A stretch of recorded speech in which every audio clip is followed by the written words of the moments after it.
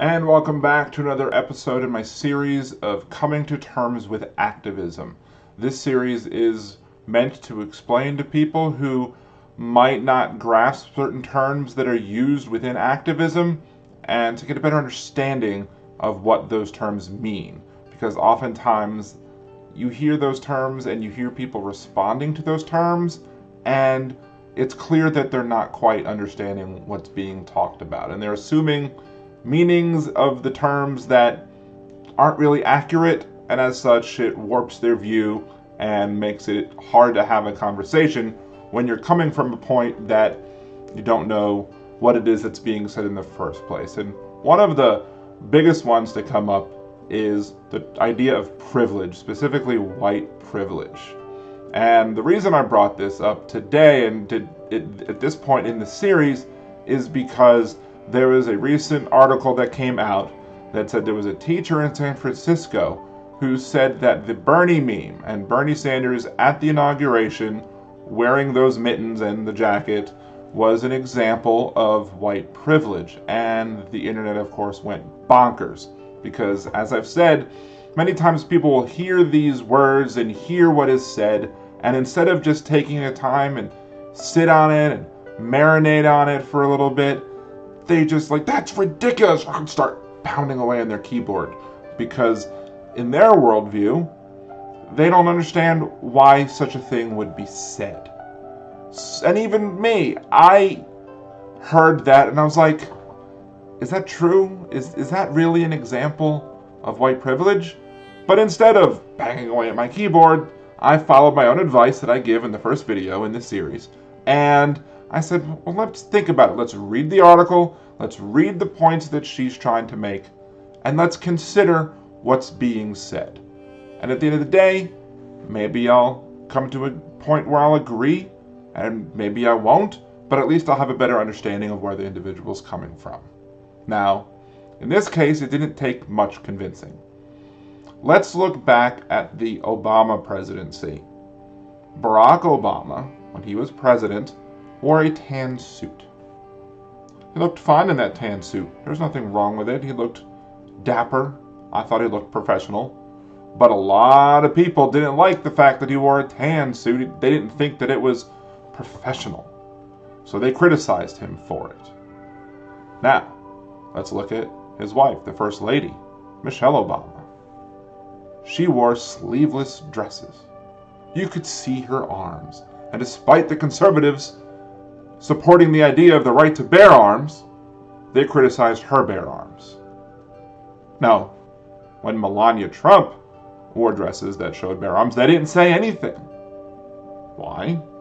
Melania's a white woman. She's allowed to dress like that. Black women aren't allowed to be dressed like that according to these people. So that's the point. If a black person wears something that is not seen to be professional, they are going to be criticized by it. If a black person wore what Bernie Sanders wore to the inauguration, they would have likely been criticized for not dressing up for the occasion. But because it's Bernie Sanders and he's a white man, he gets turned into a meme. And there's nothing wrong with the meme.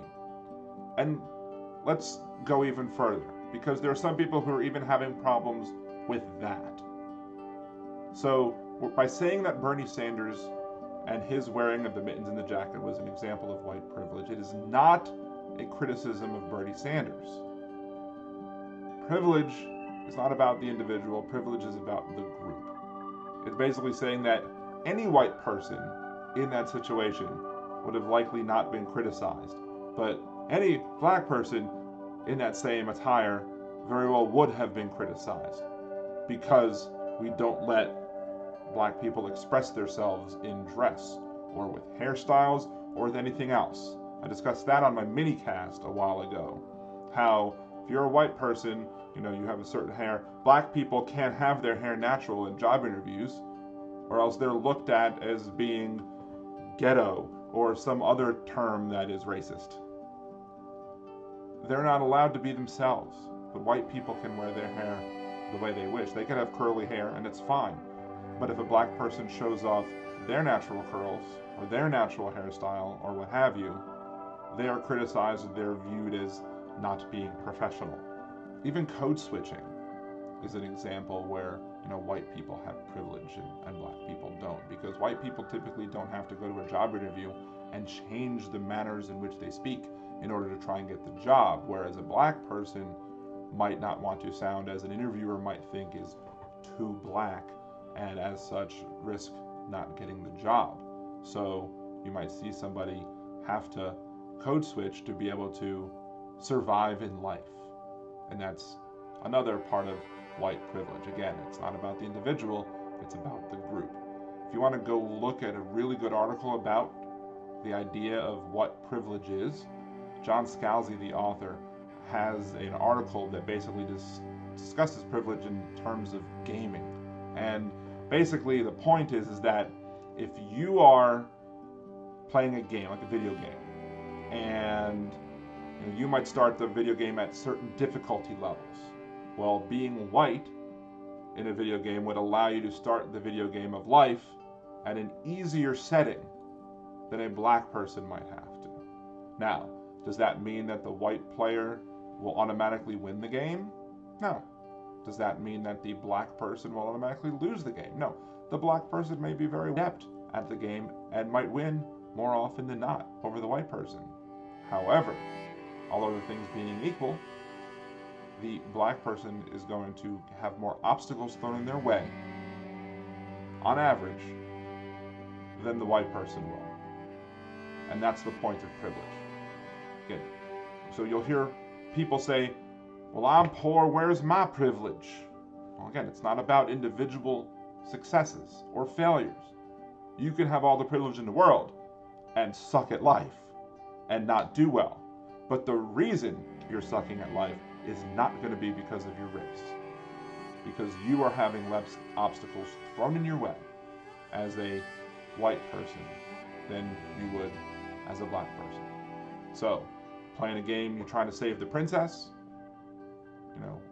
the white person is going to come into contact with less of the bad guys than the black person would. Now, why are you always saving the princess? That might be a next level thing. That starts getting into the whole idea of intersectionality, and you're not quite ready for that yet if you're still rejecting the idea that privilege is a thing. Because privilege exists on many levels. You have racial privilege, you have class privilege, you have cis versus trans, and the privilege comes being a cisgender person versus a transgender person. All sorts of privilege come into play. There's even religious privilege, ethnicity privilege. You can stack the privileges many different ways, and that's really a topic for a more in-depth, thorough video. But when discussing what happened with Bernie, the fact that he was not criticized, and it is rightly believed that a black person wearing the same things would have been criticized, that's privilege.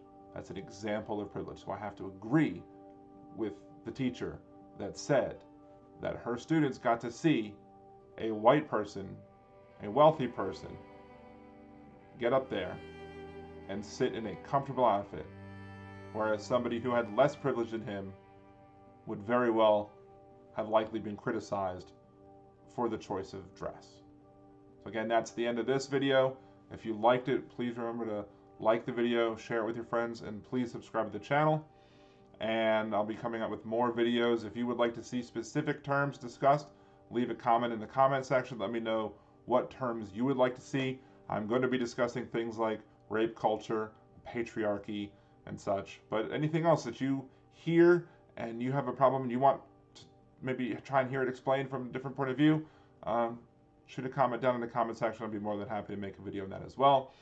And also, if you want to support the podcasts and the channel, you can go to patreon.liberaldan.com or patreon.com/liberaldan, and you can support the show. And certain levels of supporters are going to get to vote on what comes next on, when I give them options, where I'm going to say I'm going to work on coming to terms, or I might work on this other video series next. What would you like to see? I'm going to put it out to a vote. I will take that into account when determining what videos to make next. So again, thank you very much. Stay safe.